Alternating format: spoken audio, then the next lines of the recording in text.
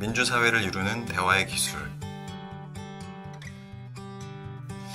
안녕하세요. 희망제작소 김현수입니다. 일상에서 대화를 하다 보면 상대방이 내 말을 습관적으로 잘라서 당황스럽거나 화가 났던 적 여러분도 있으실 겁니다. 저 또한 그런 경험이 많은데요. 평소 대화 자리에서 누군가의 일방적인 주장 또는 일장연설에 갑갑함을 느껴왔던 터라 원활한 대화를 위한 방법은 무엇일까 많이 고민했던 것 같습니다. 2017년도 희망제작소가 기획하고 진행한 강연 민주주의의 핵심 의사소통 방법론은 저의 오랜 고민에 시원한 답이 되었는데요.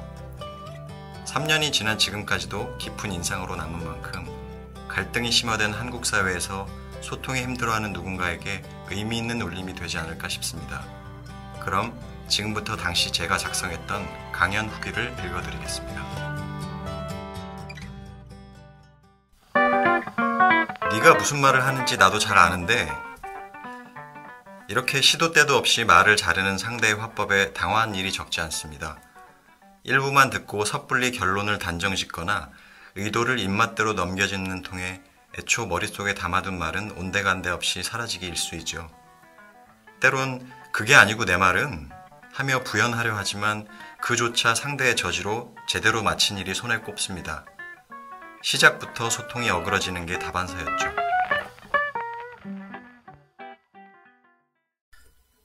이번 민주주의를 창조하라에서 가장 기억에 남는 강연을 꼽으라면 민주주의의 핵심 의사소통 방법론입니다. 원활한 대화를 가로막는 개인적, 환경적 요인을 살펴보고 이를 극복하기 위한 민주적 대화 방법을 워크숍 방식으로 다뤄보는 게 골자인데요. 평소 대화 자리에서 누군가의 일방 주장 또는 일장연설에 갑갑함을 느낀 적이 많았기에 진정으로 소통할 수 있는 비법을 들을 수 있지 않을까 하는 기대감에 시작부터 집중하지 않을 수 없었습니다. 참가자들도 가정과 학교, 직장에서 각자 겪은 불통의 경험 혹은 타인의 말을 뭉갠 기억을 하나씩 안고 강연에 참여했습니다. 강연은 사단법인 갈등 해결과 대화의 김선혜 전상희 공동대표가 맡았습니다. 첫 순서는 차례대로 말하기라는 워크숍이었습니다. 참가자 20명이 둘러앉아 특정 주제에 대한 자기 생각을 순서대로 말하는 방식인데요. 한 사람의 말이 끝나면 다른 사람이 앞사람 발언의 핵심을 요약해 당사자에게 되묻고 확인하는 게 특징입니다. 되물은 내용이 사실이 아니거나 취지와 다를 경우 당사자는 이를 바로잡습니다. 당시 대화 중 일부를 들려드리겠습니다.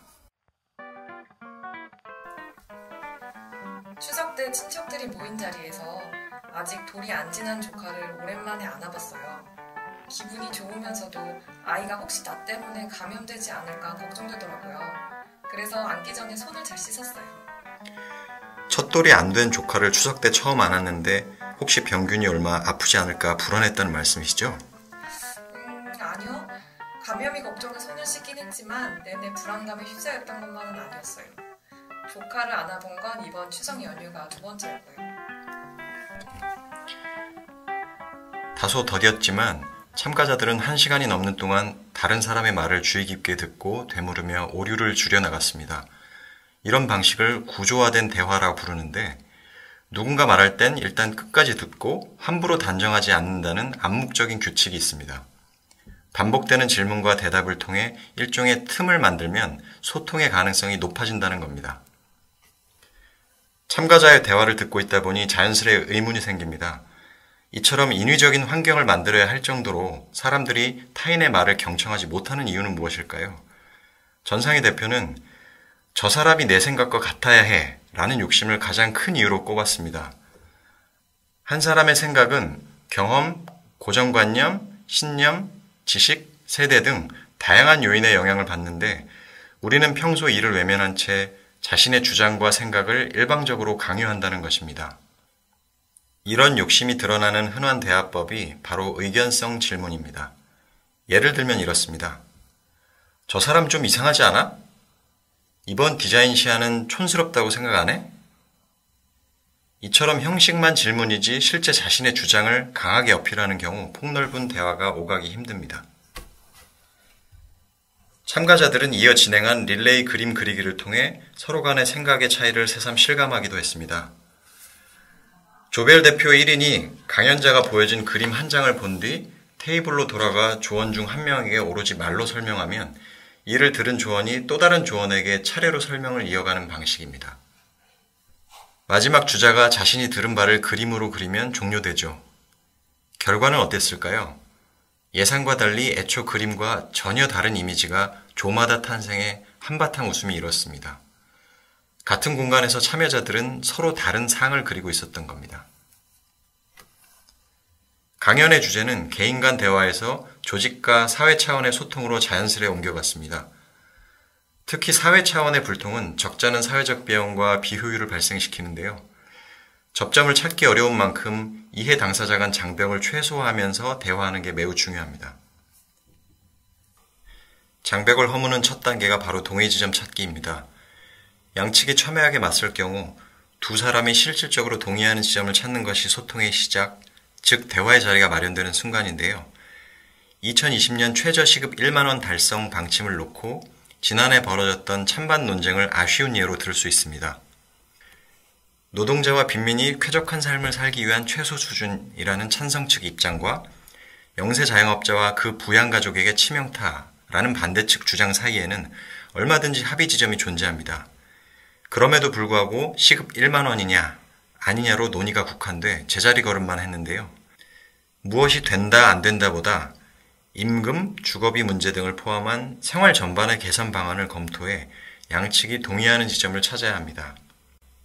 꼭 최저시급 1만 원을 주장하지 않아도 주거비 인하 등 다른 대안을 고민한다면 쾌적한 삶의 단초가 마련될 수 있기 때문이지요. 한 사회에서 대화의 폭을 넓히기 위해 동의 지점을 찾는 것만큼이나 중요한 것이 또 있습니다. 바로 소수 의견을 대하는 태도인데요. 이는 사회 내 의사소통의 깊이 그리고 주제의 다양성을 확보하는 데 매우 중요합니다. 이번 강연에서도 소수 의견을 보장하는 문화의 중요성이 강조되었습니다. 2017년 결론이 난 신고리 오륙호기 공론화위원회 논의가 대표 사례입니다. 당시 다수는 아니었지만 40.5%에 달하는 건설 중단 의견과 함께 33%에 이르는 안전장치 보완 의견, 25%를 상회하는 신재생 에너지 투자비 추가 의견 등 후속 조치와 관련된 사안도 결코 가볍게 다뤄져서는 안 된다고 강조됐습니다. 특히 전상희 대표는 어느 연령층보다 당시 결정의 영향을 크게 받을 10대가 정작 논의에서 배제됐다고 꼬집었는데요. 실제 청소년들은 건설 중단 의견을 더 많이 냈습니다. 이는 당사자 입장에서 원전의 위험성에 대한 두려움을 드러낸 것으로 볼 수 있습니다. 정부는 논란이 첨예한 사안을 다룰 때 소수 의견이라도 그 주장이 나온 배경과 원인을 면밀히 들여다봐야 하는 것입니다. 하지만 정부가 그간 소수 의견에 대응해온 태도를 보면 실망스러운 적이 많았습니다. 2011년 동일본 대지진 이후 일본산 수산물 유입에 대한 우려가 커지던 때 당시 국무총리가 안전하다는 입장만을 되풀이하면서 환경단체를 비롯한 시민의 목소리에 귀를 닫은 사례가 대표적이죠. 그러나 민주사회에선 결과보다 대화와 소통의 과정이 중요하게 다뤄져야 합니다. 다수결로 싸워서 쟁취하는 민주주의가 아니라 대화하는 민주주의가 되어야 하는 것입니다. 민주사회라면 이미 사라진 지 오래라고 여길 법하지만 우리 사회 전반을 돌이켜보면 빨리빨리 문화는 여전히 유효합니다. 다양한 이해관계자로 첨예한 갈등이 예상되는 상황에서 이를 조정하고 합의를 이끌어내기보다 불만을 잠재우고 봉합하는 것이 능력이자 성과로 평가되고 있으니까요. 최종 부지로 경주시가 선정되기까지 총 18년이 걸린 방사성 폐기물 처리장 갈등 사례는 이해관계자와의 충분한 합의 없이 진행한 정부 정책의 폐해를 단적으로 보여줍니다. 처리장 건설 발표 후 2, 3년 안에 결론 짓기 위해 무리하게 밀어붙이는 과정에서 후보지 주민들의 강한 반발에 부딪혀 영덕, 구롭도, 부안군 등으로 옮겨 다닐 수밖에 없었죠. 차라리 18년간 이해관계자들과 충분히 논의했다면 어떤 결정이 나왔을까요? 충분한 논의를 거친 결정은 안정적 실행을 보장해줍니다. 찬성과 반대 양측의 일정 부분 동의를 전제로 하기 때문에 정권이 바뀌더라도 흔들릴 가능성이 거의 없죠. 박근혜 정부에서 학계와 여론의 비판을 무릅쓰고 일방적으로 추진된 역사교과서 국정화 정책이 문재인 정부 들어 폐기 수순을 밟은 것이 반면교사가 될 수 있습니다. 빠르게 결정한 것은 그만큼 빨리 뒤집힙니다. 의사결정을 할 때 중요한 것은 이해관계자가 얼만큼 만족했는가가 되어야 합니다. 그래야 결정에 대한 구성원의 신뢰와 수용성도 높아질 수 있습니다. 어느 사회건 갈등은 필연적입니다. 그것이 수면 위로 드러나 있느냐 아니냐의 차이만 있을 뿐이죠. 민주사회를 표방할수록 다양성이 공존하고 소수 의견이 존중받는 여건이 마련되므로 시민들 간 생각의 차이와 의견 대립은 외려 자연스러워 보입니다. 이런 사회에 살고 있는 우리는 무엇을 해야 하며 어떤 태도를 지녀야 할까요? 바로 소통의 필요성과 중요성을 인정하는 것입니다. 경청의 자세, 다양한 이해관계자의 참여 보장, 최소한의 동의 지점 찾기, 소수 의견 존중 등 앞서 언급한 요건들이 갈등을 원활히 해결하는 힘의 원천입니다. 강연 중 가장 인상 깊은 구절을 꼽으라면 민주주의는 끈기라는 언급입니다.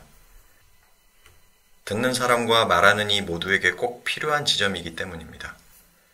인내심을 갖고 타인의 말을 끝까지 들어보는 태도, 다수에 의해 묵살되는 자신의 목소리를 끝까지 놓지 않는 힘이야말로 많은 사람이 쉽게 실천하지 못하는 부분입니다.